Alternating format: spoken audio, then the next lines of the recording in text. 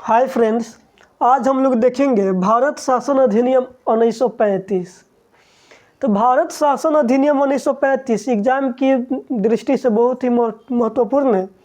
IAS pre में लगभग हर एक साल इससे एक क्वेश्चन जरूर रहता है। पॉलिटी का एक क्वेश्चन भारत शासन अधिनियम 1935 से यूपीएससी में हर एक साल पूछा है। आप प्रीवियस ईयर क्वेश्चन देख सकते हैं। तो आज हम लोग भारत शासन अधिनियम 1935 पढ़ेंगे। देखिए, भारत शासन अधिनियम 1935 बहुत ही बड़ा दस्तावेज था। इसमें 321 धाराएं और 10 अनुसूचियाँ थी। इसमें 321 धाराएं और 10 अनुसूची थी। 10 अनुसूची थी। एक छोटा संविधान की तरह ही था। तो इसमें बहुत सारे प्रोविज़न थे। जो इसमें का मेन प्रोविज़न है, जो एग्ज़ाम के नज़र में दृष्टि से महत्वपूर्ण है, उसी को हम लोग आज देखेंगे। तो भारत शासन अधिनियम 1935 इसने राज्यों को एक इकाई की तरह माना। राज्य और रियासतों को एक इकाई की तरह माना और इसने अखिल भारतीय संघ की स्थापना की।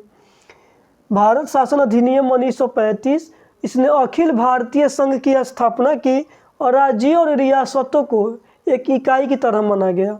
और इसमें सब संघ सूची, राज्य सूची और समवर्ती सूची का विषय इसमें दिया गया। इसमें विषयों का बंटवारा संघ सूची, राज्य सूची और समवर्ती सूची के द्वारा हुआ। पहला प्रोविज़न यह था।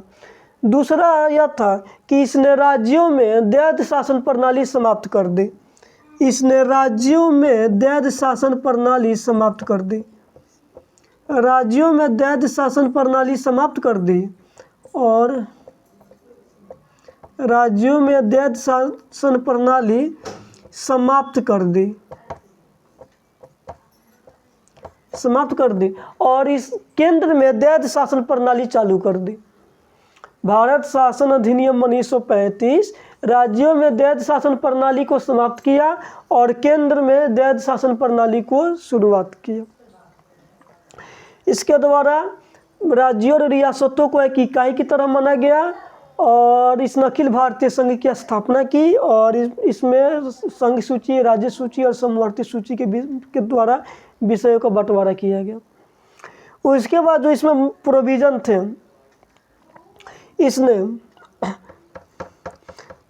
इसने महिलाओं, दलित आदि के लिए अलग निर्वाचन व्यवस्था की।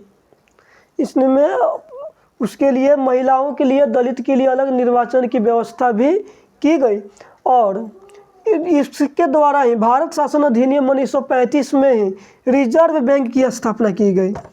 रिजर्व बैंक की स्थापना की गई। रिजर्व बैंक की स्थापना की गई। रिजर्व बैंक की स्थापना की गई और संघ लोक सेवा आयोग की स्थापना की गई। संघ लोक सेवा आयोग, संघ लोक सेवा आयोग की स्थापना की गई। संघ लोक सेवा आयोग की स्थापना की गई और इसमें राज्यों में के लिए भी राज्य लोक सेवा आयोग का स्थापना करने के लिए कहा और 2 या अधिक राज्यों को मिलाकर संयुक्त राज्य लोक सेवा आयोग की स्थापना भी इसका भी प्रोविज़न इसमें था। इसमें एक सर्वोच्च न्यायालय की स्थापना का भी प्रोविज़न भारत शासन अधिनियम 1935 में था। तो आज हम लोगों ने पढ़ा भारत शासन अधिनियम 1935। इसमें का जो मेन प्रोविज़न है, मैं फिर उसको रिपीट कर दे रहा हूँ जिससे याद करने में सहूलियत होगी। भारत शासन अधिनियम 1935 में इसने अखिल भारतीय संघ की स्थापना की और राज्यों और रियासतों को एक इकाई की तरह माना गया। इसके द्वारा विधायी विषयों का बंटवारा हुआ जिसमें संघ सूची, राज्य सूची और समवर्ती सूची थे। पहला प्रोविज़न यह था। दूसरा, इसने राज्यों में द्वैध शासन प्रणाली को समाप्त कर दिया और केंद्र में द्वैध शासन प्रणाली की शुरुआत कर दी। अगला जो प्रोविज़न था वह था कि इसने महिलाओं, दलित आदि के लिए भी अलग निर्वाचन की व्यवस्था की और इसमें भारतीय रिजर्व बैंक की स्थापना की गई संघ लोक सेवा आयोग की स्थापना की गई, सर्वोच्च न्यायालय की स्थापना की गई, राज्य लोक सेवा आयोग की स्थापना की गई और 2 या 2 से अधिक राज्यों के लिए संयुक्त राज्य लोक सेवा आयोग की भी स्थापना का प्रावधान इसमें था। तो आज हम लोगों ने देखा भारत शासन अधिनियम 1935। आप अगर सिविल सर्विस की तैयारी कर रहे हैं या तैयारी करना चाहते हैं तो मेरे चैनल को सब्सक्राइब कर लीजिए, लाइक कीजिए, कमेंट कीजिए और अपने दोस्तों में शेयर कीजिए। यहाँ पर मैं पूरी सिलेबस, पूरे यूपीएससी की तैयारी मैं फ्री में कराऊंगा, पूरे बीपीएससी की तैयारी मैं फ्री में कराऊंगा और सिर्फ अभी पोलाइटी का ही क्लास चालू हुआ है। हर एक सब्जेक्ट की तैयारी यहाँ पर कराई जाएगी। आप लोगों का सपोर्ट चाहिए। Thank you.